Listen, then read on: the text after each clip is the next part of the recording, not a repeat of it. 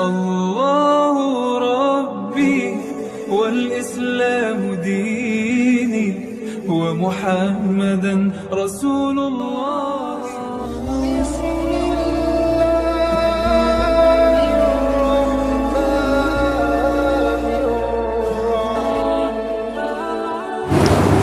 Bismillahirrahmanirrahim. Assalamualaikum warahmatullahi wabarakatuh.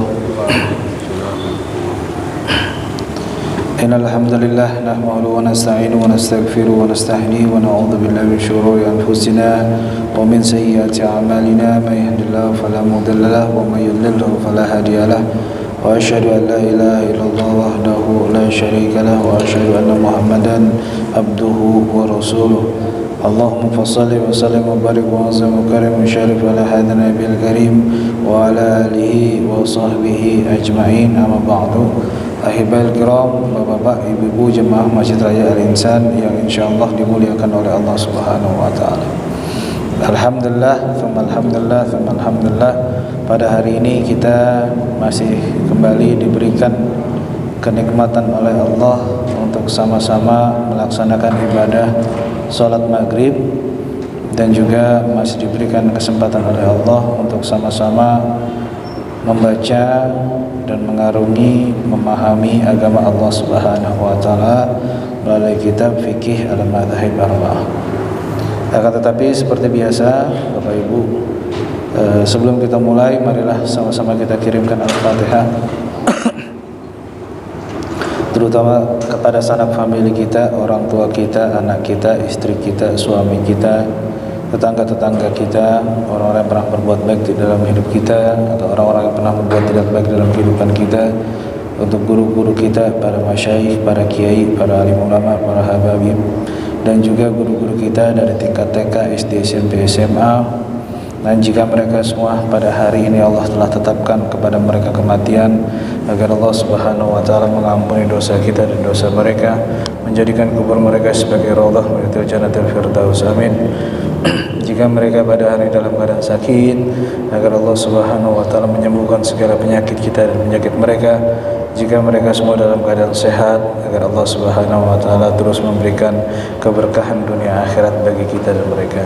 Ala hadhihi niyyah wa bi kulli niyatin salihah wa ila hadratin Nabi Mustafa Rasulullah sallallahu alaihi wasallam. Insyaallah barakatul Fatihah. Al-Fatihah. A'udzu billahi minasyaitonir rajim. Alhamdulillahi rabbil alamin. إياك نعبد وإياك نستعين اهدنا الصراط المستقيم صراط الذين أنعمت عليهم غير المغضوب عليهم ولا الضالين. Juga wabil khusus kita bacakan Al-Fatihah untuk diri kita yang pada hari ini, minggu ini, bulan ini, tahun ini sedang memiliki usaha agar Allah Subhanahu wa taala memudahkan segala urusan dunia akhirat kita. Al-hadiniyah wa bikulli niyatin salihah wa ila hadratin Nabi Mustafa Rasulullah sallallahu alaihi wasallam. Al-Fatihah. A'udzu billahi minasyaitonir rajim. Bismillahirrahmanirrahim. Alhamdulillahi rabbil alamin. Ar-Rahmanir Rahim. Maliki yaumiddin. Iyyaka na'budu wa iyyaka nasta'in. Ihdinas siratal mustaqim. Siratal ladzina an'amta 'alaihim ghairil maghdubi 'alaihim waladdallin.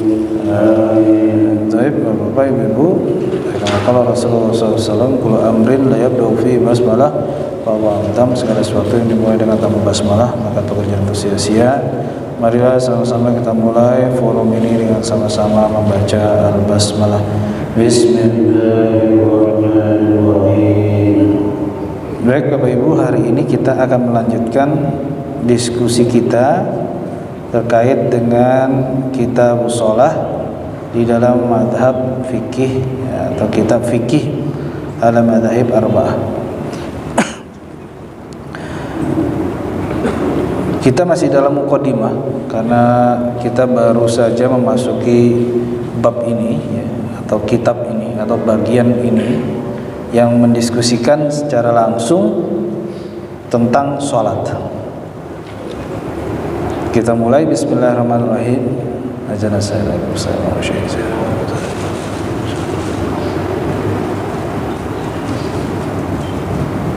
Amin. Wasu'ila Rasulullah sallallahu alaihi wasallam ayu a'malin afdal, ayul a'mal ya. Telah ditanyakan ke baginda Nabi Muhammad sallallahu alaihi wasallam, pekerjaan apa yang paling afdal ya, pekerjaan apa yang paling baik.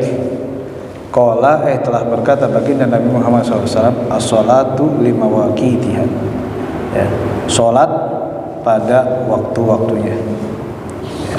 Fasolatu hiya afdalul a'mal Islam. Ketahuilah ya, kita ketahui bahwa sholat itu merupakan ya, perbuatan yang paling afdal di dalam Islam. Wa ajaluha ya, qadiran wa a'zamuha sya'nan ya. Dan itu telah ditetapkan oleh Allah dan bentuknya itu azim. Wa kafa bidzalika hathan ala adaiha fi awqatiha. Dan berupaya dan cukuplah kita melaksanakan salatnya atau melaksanakan salat di dalam waktunya. Ya. Jadi salat itu adalah perbuatan di dalam Islam yang paling afdal. Ya, karena kalau kita lihat dari runtutan sejarah, hanya satu perintah dari Allah yang itu didatangkan langsung atau diperintahkan langsung, ya, yaitu adalah as-shalat. Ya. Tidak ada perintah ya, yang Nabi Muhammad SAW dapatkan secara langsung kecuali sholat. Kenapa? Karena sholat itu merupakan perbuatan yang paling afdal. Ya. Kalau di dalam kitab tafsir ya, Ibnu Arabi berpendapat bahwasanya sholat itulah yang nanti akan menghubungkan ya, yang menghubungkan manusia dengan Sang Pencipta. Jadi kita secara langsung di dalam sholat ya, kita terkoneksi dengan Allah Subhanahu wa Ta'ala. Ya, jadi sholat itu merupakan alat di mana manusia bisa berinteraksi langsung dengan Allah Subhanahu wa Ta'ala. Nah, mana indikasinya atau indikatornya? Simpel saja. Ya. Di dalam sholat kita terus baca surat Al-Fatihah. Ya, minimal kita pahami ihdinas siratal mustaqim. Ya. Ya Allah, berikanlah kami petunjuk jalan yang lurus. Ya. Kita berinteraksi ya. Jadi sholat itu adalah sesuatu yang bisa menghantarkan manusia berdialog langsung dengan Allah Subhanahu wa Ta'ala. Nah, akan tetapi dialognya itu di dalam sholat ya, dialognya itu di dalam sholat. Nah, apakah doa bukan bentuk dialog secara langsung? Iya, tetapi beda ya. Karena sholat adalah salah satu ibadah yang Allah berikan langsung kepada Nabi Muhammad tanpa pelantaran ya. Jadi perintahnya langsung ya, dari Allah Subhanahu wa Ta'ala ya, tanpa ada pelantaran. Amma tarhibu wa takhfif wa takhwif ya. Akan tetapi kalau kita lihat dari ancaman bagi orang-orang yang meninggalkan sholat, fayakfi fihi qaulu sallallahu alaihi wasallam la sahma fil islam liman la salatalah ya. Cukup ancaman itu seperti halnya yang telah baginda Nabi Muhammad sallallahu alaihi wasallam sebutkan dalam hadisnya, la sahma ya, fil islam liman la, tidak ada ruang bagi orang muslim ya, yang di dalam kesehariannya mereka meninggalkan sholat. Ya. Tidak ada ruang di dalam Islam. Ya. Jadi jangan mengaku Islam kalau dia tidak memiliki sholat atau tidak sholat. Ya. Nah dari ini kalau Pak Haji ingat dulu saya pernah katakan, ada orang yang di KTP-nya Islam tetapi dia tidak sholat, ya, maka apakah puasanya itu wajib?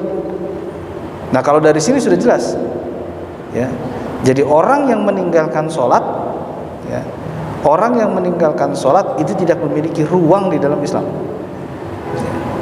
Bahkan ada lagi hadis yang menjelaskan bainar rajul wa bainal kafir atau kufar tarkus shalah, yang membedakan, ya, antara orang yang muslim, orang yang menyerahkan dirinya kepada Allah, ya, orang yang menghambakan dirinya kepada Allah, ya, itu yang menjadi beda dia dengan orang kafir. Maaf, ini kata-katanya orang kafir, yaitu apa? Meninggalkan sholat, tarkus sholat. Jadi jelas kalau ada orang muslim, ya, yang meninggalkan sholat, ya, maka itulah yang menjadi pembeda antara dia dengan orang kafir.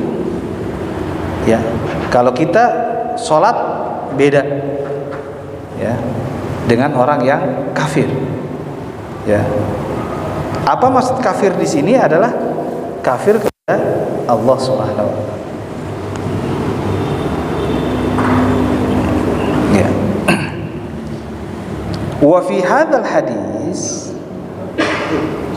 jazara syadid lil muslim. Di dalam hadis ini atau hadis ini juga memberikan peringatan kepada orang muslim yang mengaku dirinya muslim, alladzi yatasallatu alaihil kusula atau kasula, ya, yang diliputi di dalam hati mereka, di dalam diri mereka sifat takasul, sifat malas, ya. Fayahmilhu ala tarki shalah, dengan malasnya itu maka menjadikan orang tadi yang diliputi rasa itu lebih condong untuk meninggalkan sholat, ala tarki sholat, ya. Pada hakikatnya sholat itu adalah yatamayazu, ya, yamtazu biha al-kafir. Pada hakikatnya sholat itu adalah, ya, hal yang membedakan antara orang yang muslim menjadi orang kafir, ya. Jadi tadi, ya, hadis yang menjelaskan bainar rajul wa bainal kafir atau kufar tarkus shalah, yang membedakan, ya, yang membuat batasan antara orang mukmin dan orang kafir adalah meninggalkan sholat. Ya, kita pahami, yang meninggalkan, yang membedakan antara seorang mukmin dan kafir adalah meninggalkan sholat. Orang mukmin wajib sholat, orang kafir tidak diwajibkan sholat. Orang mukmin mengerjakan sholat, orang kafir tidak mengerjakan sholat. Tetapi di dalam hadis ini penulis menjelaskan hadis ini juga mengindikasikan adanya peringatan keras bagi orang mukmin yang di tengah-tengah tadi, ya, yang di tengah-tengah. Tengah-tengah dengan apa? Apa alasan dia di tengah-tengah? Karena di dalam kesehariannya alladzi yatasallatu alaihil kasal, diliputi hatinya, diliputi pikirannya, diliputi dirinya dengan perasaan malas. Nah, dengan adanya rasa tersebut, ya, maka memungkinkan seorang mukmin untuk, ya, gitu, meninggalkan sholat. Pada hakikatnya sholat adalah sholat adalah suatu hal yang membedakan antara kita dengan orang yang tidak beriman. Jadi hati-hati Pak Haji, ya, untuk diri kita semua, bahwa orang yang takasul, orang yang malas-malasan dalam sholat, apalagi sifat tersebut atau perasaan tersebut atau sifat ya, sifatnya itu menghantarkan kita tidak segan-segan untuk meninggalkan sholat, maka ya gitu, maka tidak ada bedanya antara kita dengan orang yang kafir. Ini disetujui ya. Dengan dalil ini maka sebagian ulama, hatta qala ba'dul a'immah al-malikiyah, ulama-ulama malikiyah berargumentasi inna tarkas shalah amdan kafirun wa ala kulli hal. Barang siapa yang meninggalkan sholat secara sengaja ya, secara sengaja, maka dihukumi sebagai orang kafir. Ini pendapat sebagian ya, perlu dipahami. Ini pendapat sebagian dari ulama-ulama Malikiyah. Ya. Kalau kita meninggalkan sholat secara amdan, secara sengaja, maka dalam kelompok a'immah Malikiyah kita atau orang tersebut dikategorikan sebagai kafir. Kenapa? Karena sudah jelas, ya. Karena sudah jelas yang membedakan antara muslim dengan kafir, ya, antara orang beriman dan orang yang tidak beriman adalah sholat. Ya, kalau sholatnya tidak ditegakkan dengan alasan malas, dan juga malasnya itu dengan keadaan sengaja, ya, dengan keadaan sengaja, ya, maka dihukumi sebagai kafir. Nah, kalau dalam konteks penegakan hukum misalnya, kita memahami ada perbuatan, contohnya pembunuhan itu sengaja. Yang selanjutnya adalah tidak sengaja, ya, amdan, ghairu amd, dan lagi syibhul amd, ya. Yang selanjutnya adalah mirip seperti amd, dan penegakan hukumnya beda satu dengan yang lainnya. Mungkin nanti akan kita bahas. Tetapi yang dimaksud dengan amdan, apa bedanya antara amdan dengan ghairu amd atau tidak sengaja? Kalau amdan kita bisa pahami sebagai orang awam bahwa kita sudah memiliki niat, orang itu sudah memiliki niat untuk tidak melaksanakan sholat sehingga dihukumi sebagai sengaja.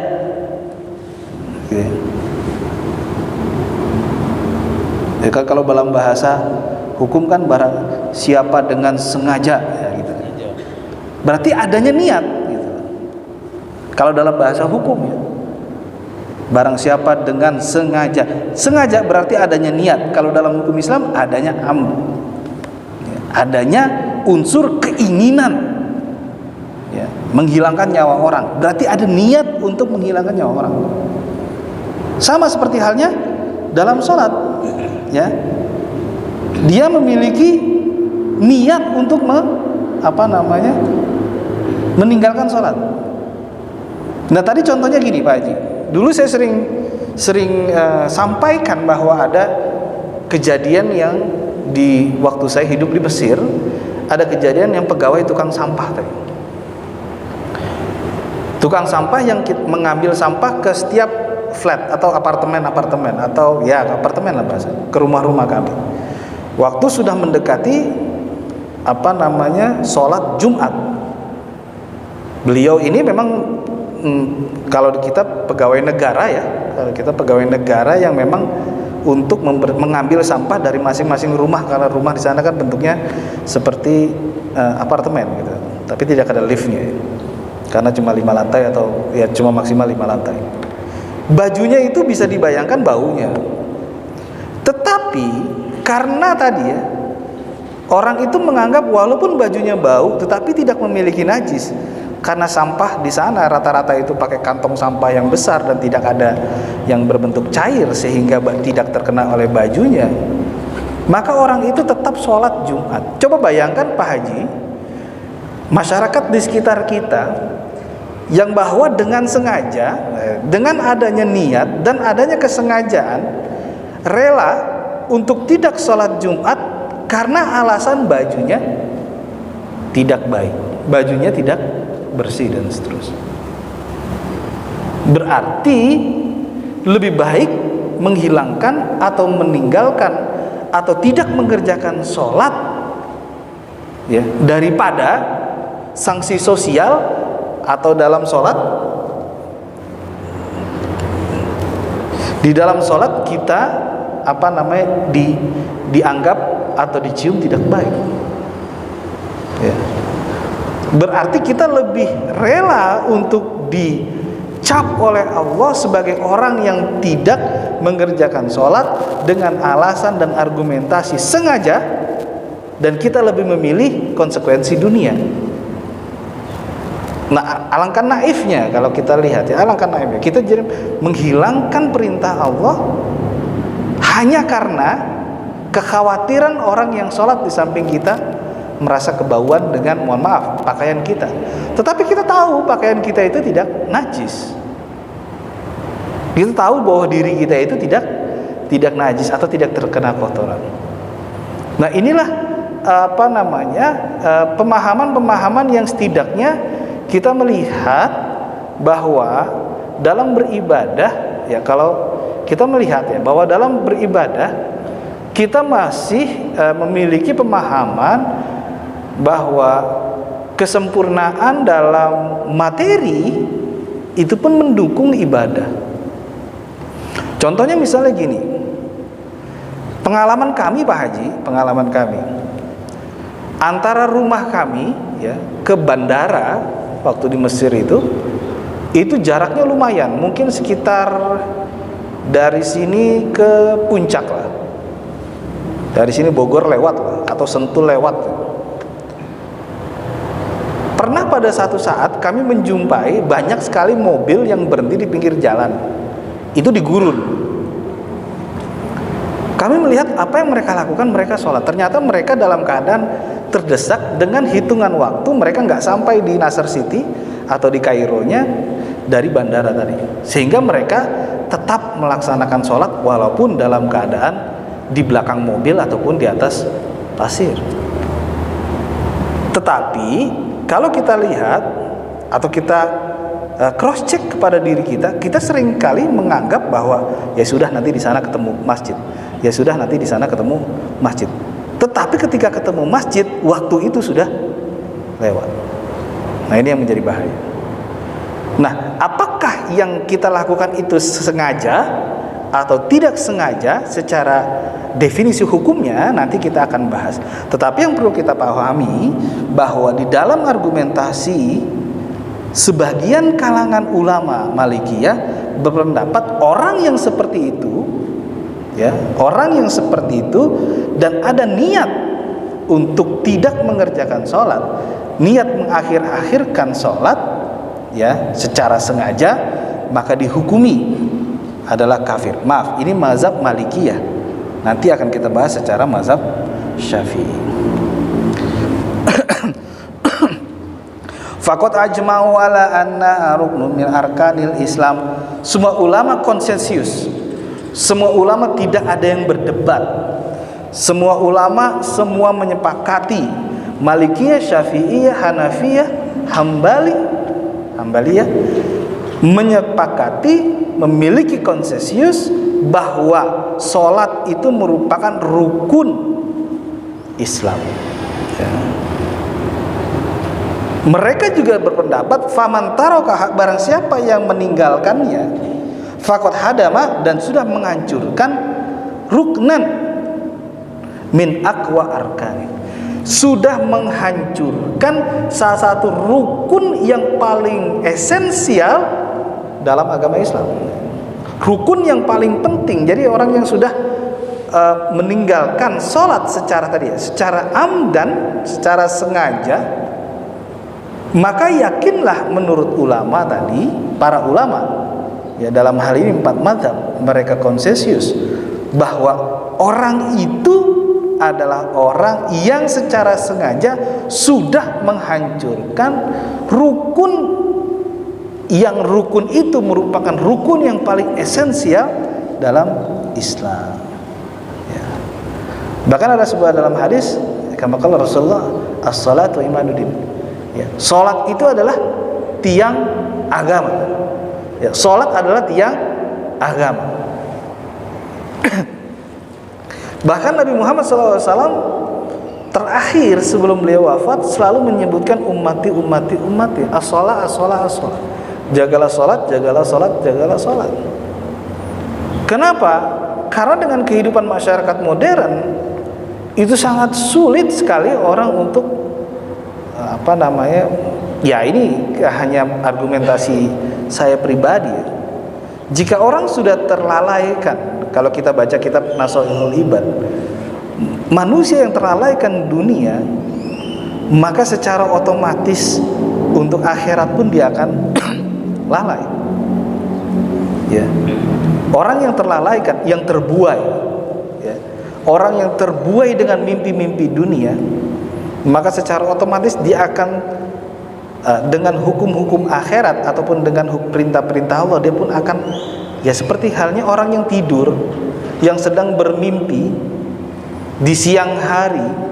Ada yang bermimpi menjadi direktur, ada yang bermimpi menjadi ASN, ada yang bermimpi menjadi ojek online, ada yang mimpi menjadi driver, ada yang mimpi menjadi OB, ya, ada yang bermimpi menjadi dosen, ada yang memimpi jadi profesor, ada yang mimpi jadi rektor.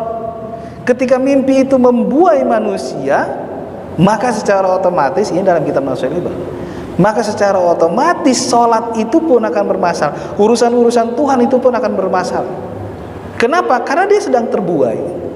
Nah, yang bagusnya adalah mimpi itu memang membuaikan manusia, tetapi kita bisa mengantisipasi dan mengontrol mimpi itu dengan cara mengedepankan dan terus berupaya untuk meningkatkan keimanan.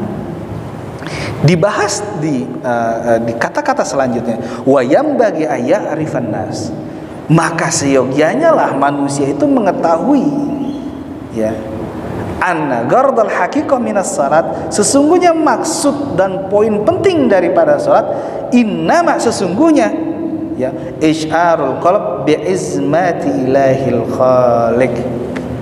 Seyogyanya dalam salat itu adalah agar hati kita, hati manusia merasakan sentuhan-sentuhan tadi, ya, sentuhan-sentuhan ketuhanan, ya.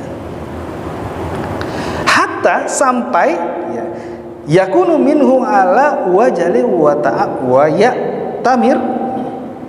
ya'tamira bi amri. Dan dengan sentuhan-sentuhan itu maka manusia, ya, memiliki kekuatan untuk mengerjakan apa? Perintah-perintah Allah. Ya. Memiliki kekuatan untuk mengerjakan perintah-perintah Allah. Tadi kita memang terbuai di dunia. Ya. Kita memang terbuai, dan itu adalah konsekuensi janjinya setan, iblis terhadap Allah kepada manusia. Auzubillah, dalam Al-Qur'an, la aqudanna lahum siratakal mustaqim. Saya akan melencengkan manusia itu, ya, dari jalanmu yang lurus. Dilencengkan, ditebuai, miring ke kanan lagi, miring ke kiri lagi, kanan lagi, kiri lagi, terus sampai berusaha. Ya. Nah, tetapi ketika manusia tadi merasakan, ya, kita merasakan bahwa dengan sholat itu tumbuh rasa karena kita merasakan keagungan Tuhan, keagungan Allah, keagungan Sang Pencipta di dalam sholat ini, maka perasaan itu yang tumbuh setidaknya mendorong manusia, mendorong diri kita. Walaupun kita sedang terlelap di dunia, terbuai oleh dunia, kita didorong untuk mengerjakan perintah Allah. Nah, ini. Tetapi bukannya kita malah terdorong untuk melakukan perbuatan yang diharamkan. Yang selanjutnya, wayantahi amman nahanu. Ketika kita terdorong untuk melakukan perbuatan yang diperintahkan oleh Allah, saat bersamaan kita terdorong untuk meninggalkan apa yang Allah larang. Nah, ini adalah keutamaannya.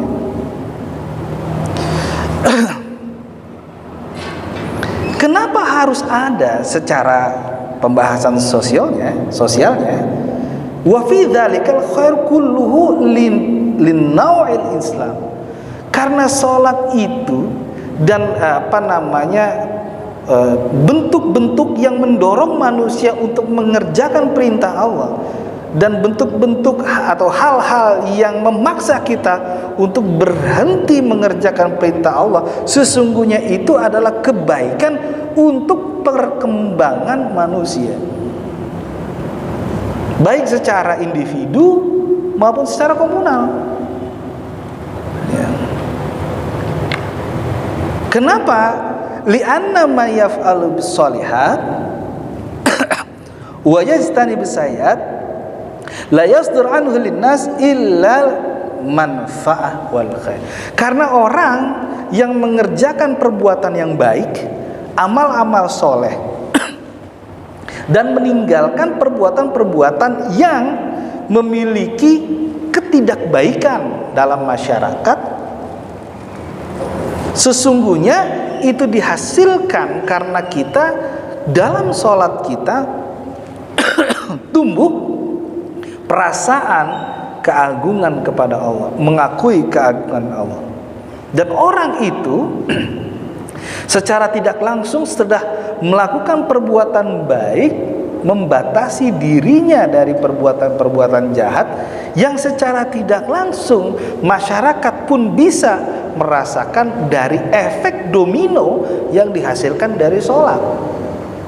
Karena orang itu adalah orang yang pasti akan selalu melakukan kebaikan dan pasti akan selalu meninggalkan hal-hal yang buruk, di mana kebaikan merupakan hal yang dibutuhkan dalam komunitas masyarakat dan keburukan adalah yang bisa menghancurkan masyarakat. Ya, ini dalam bahasa sosiolog misalnya. Jadi ketika masyarakat itu yang baik, maka akan tumbuh masyarakat yang baik.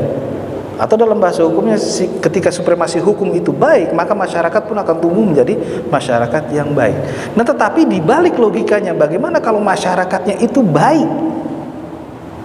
Maka seluruh masyarakat, elemen masyarakat yang memiliki anggota masyarakatnya adalah orang baik, maka seluruh komponen masyarakat itu adalah baik. Tetapi beda jika ada masyarakat yang memiliki perilaku yang tidak baik, ya, maka satu komunitas itu pasti akan dicap secara otomatis bahwa masyarakat itu tidak baik. Contoh simpelnya begini Pak Haji, ada satu kampung yang di tengah atau salah satu anggota kampung itu adalah misalnya pengedar narkoba. Mohon maaf ya, ini bahasa, ini logika. Ada satu kampung isinya itu banyak orang baiknya. Saya yakin orang baik lebih banyak daripada orang yang tidak baik. Tetapi ada di antara mereka yang pengkonsumsi atau bandar narkoba. Nah, masyarakat lain atau kampung yang lain akan memiliki dan memberikan cap terhadap kampung itu adalah kampung narkoba misalnya, kampung bandar narkoba, kampung penyamun misalnya, kampung perampok dan seterusnya. Tetapi kalau kita lihat apakah seluruh masyarakat di situ adalah, mohon maaf, perampok? Tentu tidak. Ada juga orang baiknya. Nah, karena itulah yang menjadikan kebaikan. Nah, sholat memberikan efek domino, yaitu sholat yang bisa menghadirkan sentuhan-sentuhan Tuhan. Ketika sentuhan itu datang, maka kita terdorong untuk melakukan hal yang baik, dan pada saat itu juga terdorong untuk menghentikan perbuatan di dalam diri kita, perbuatan yang dilarang. Nah, yang selanjutnya adalah amal ladzi yati bis salati wa qalbu ghafil an rabbi. Ini mungkin di antara kita, hanya diri kita yang bisa mengukur Pak Haji. Saya tidak bisa mengukur, hanya diri kita yang mengukur apakah kita termasuk orang yang seperti ini atau tidak. Amal ladzi ya'ti bis shalah wa qalbu ghafilan rabbi. Dia salat tetapi hatinya tidak menghadirkan Tuhan. Hatinya tidak berkomunikasi dengan Allah. Hatinya tidak berinteraksi dengan Allah. Apa indikator penilaiannya? Masyghulun bisyahawatihi nafsaniyah. Dia ketika sholat masih saja sibuk dengan hawa nafsu manusianya. Waduh, sholatnya lama nih. Habis ini mau ngerjain tugas ini nih. Waduh, tugas ini belum selesai nih. Waduh, fotokopi belum selesai. Waduh, bos lagi marah nih. Ya, begitu contohnya. Salah satunya. Atau misalnya, ya Allah, ini gimana nih? Besok harus ke rumah A meminta tagihan hutang karena dia minjem hutang. Terus hati orang itu bergerak dan sibuk dengan urusan dunia. Atau maladzat jasmaniyah, ataupun waduh, setelah ini makan apa nih ya? Ini udah waktu siang nih, waktu istirahat nih. Habis ini kita makan di sini ya, makan di sini.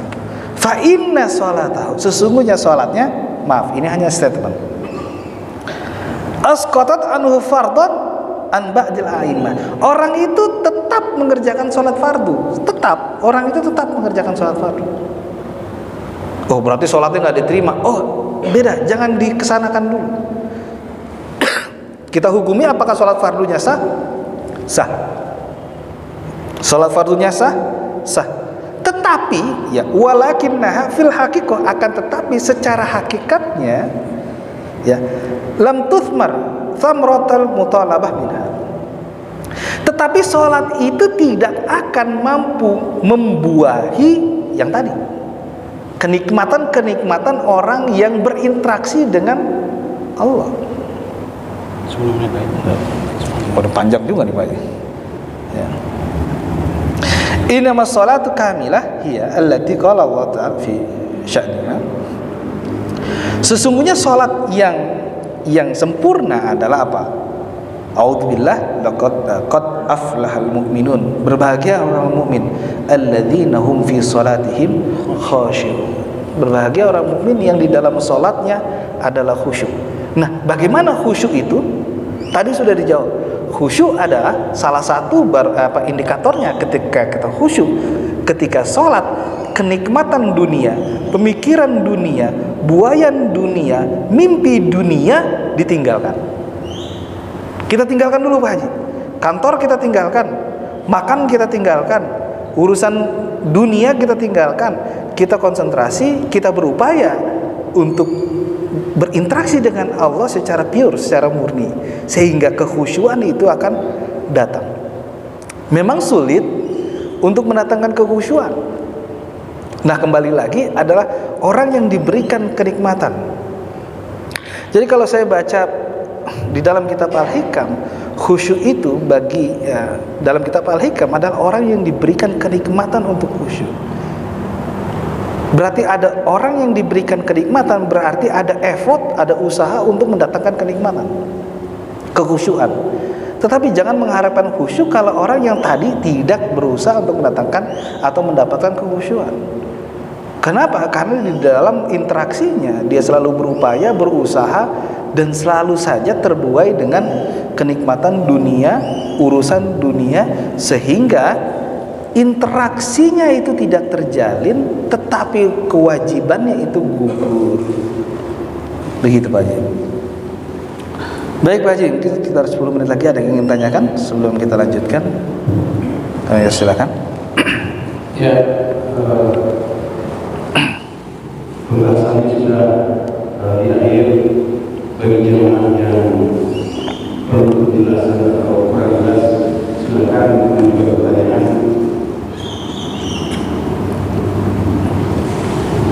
Dari jemaah yang memiliki pertanyaan, silakan. Ya, silakan Pak Haji.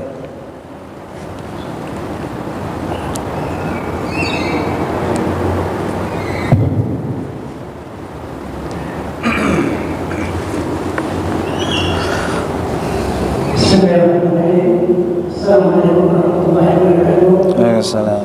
Sedikit pertanyaan Pak Ustaz. Saya kan seorang beribadah. Jadi dalam perjalanan saya mau kembali rumah sakit. Dalam perjalanan masuk maghrib. Karena ada tempat yang saya pernah sering sholat ini.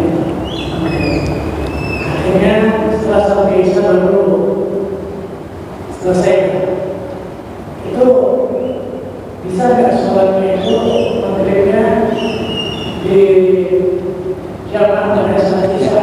Ya. Bagaimana niatnya? Baik, terima kasih Pak. Ini sebenarnya bukan masalah Bapak ya, masalah kita semua. Ya, kita semua. Misalnya kita sedang berkendara, mohon maaf ya, kita mengendarai mobil misalnya. Ya. Kita sudah masuk waktu maghrib. Kalau misalnya mobilnya itu mobil pribadi, ya, kendaraan itu kendaraan pribadi, maka tadi tidak bisa diargumentasikan bahwa kita sampai rumah lalu kita sholat. Lalu tidak bisa juga kita katakan boleh dijamak, karena jamak itu ada kriterianya, ada masafah minimal, ada jarak minimal untuk diberlakukan atau kita melakukan bentuk sholat dalam bentuk jamak. Beberapa pertanyaan ini juga sering ditanyakan. Jadi ketika kita sedang tugas, ya, kita sedang tugas.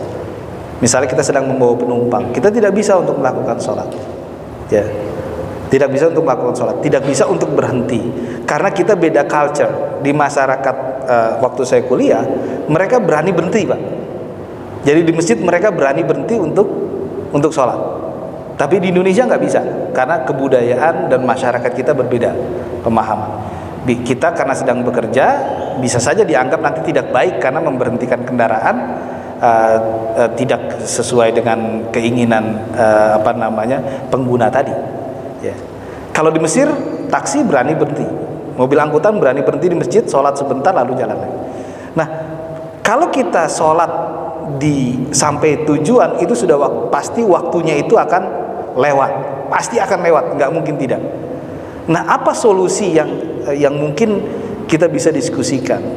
Saya memiliki argumentasi bahwa dalam kaidah usul fiqh, dalam keadaan darurat, ad-daruratu yubihul mahdzurat. Dalam keadaan darurat kita boleh saja melakukan perbuatan yang itu mahdzur sebenarnya, yang tidak dibolehkan. Maka konsekuensinya, ya, maaf, ini bukan fatwa. Saya bukan fatwa, tetapi saya memberikan pemahaman dalam keadaan itu Bapak dalam keadaan darurat atau tidak. Kalau dalam keadaan darurat, maka, nah ini, sholatlah seperti halnya sholat orang musafir. Sholat di mobil, Pak, dengan tayamum dan dengan sholat. Tapi kalau dalam keadaan darurat, itu tidak bisa dibenarkan. Iya, tidak bisa dibenarkan. Tetapi daripada meninggalkan sholat, karena kita sudah tahu nih, Pak, saya sudah bisa menghitung nih, sampai rumahnya di Kebon Jeruk, ini pasti isya, nggak mungkin kena. Dan ketika di lampu merah, ya misalnya di lampu merah, kita berupaya untuk sholat. Kalau sudah sampai di Kebon Jeruk misalnya, di lokasi, masih ada waktu, nah kita sholat. Nah, jadi sholatnya itu adalah sholat untuk menggugurkan kewajiban, ya, mengejar waktu. Tetapi kalau sampai Kebon Jeruk sudah lewat sholat, nah itu nggak masalah. Tetapi ada konsekuensinya, Pak. Tadi, keadaan darurat atau tidak. Kalau Bapak lagi nyetir sendiri, ya tiba-tiba macet, nah itu beda hal. Ya gitu ya. Jadi ada elemen daruratnya dulu. Kalau Bapak berhenti di masjid, ada penumpang, masalah. Ya, yang paling jelas adalah Bapak akan dikomplain melalui penumpang itu ke perusahaan Bapak.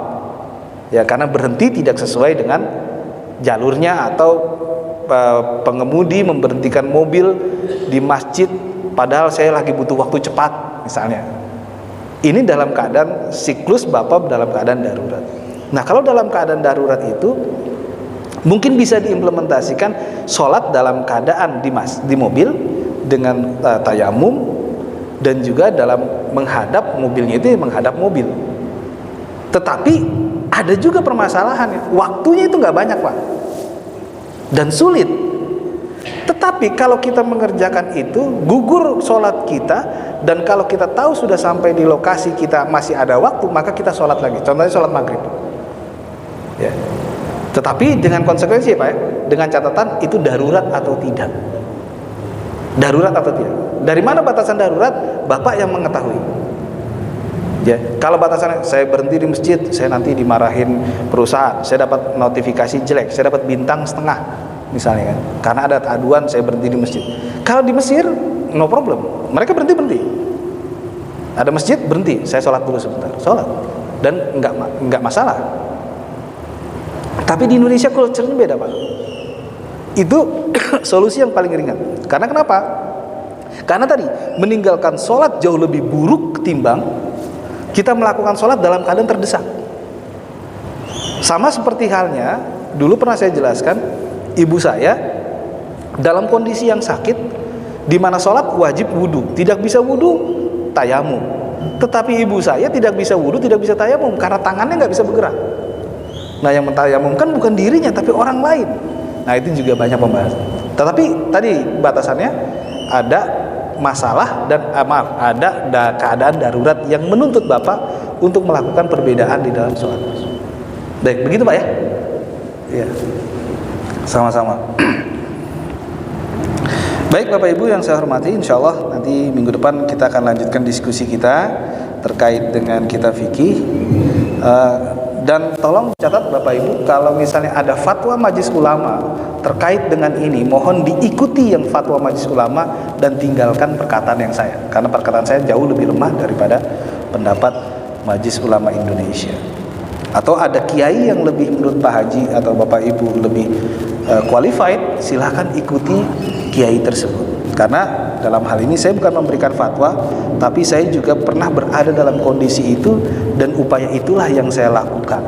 Dan upaya dalam keadaan darurat itulah yang saya lakukan. Baik, insya Allah minggu depan akan kita lanjutkan lagi diskusi kita terkait dengan kitab sholat. Tentu banyak permasalahan yang perlu kita bahas untuk kita. Sebelum kita tutup, marilah sama-sama kita kirimkan Al-Fatihah untuk muhsinin muhsinat dan juga untuk diri kita agar Allah Subhanahu wa taala memberikan keberkahan dunia akhirat bagi kita dan mereka. Al-hadiniyah wa biqulil dan saleh wa ila rasulina Mustafa Rasulullah. Al-Fatihah.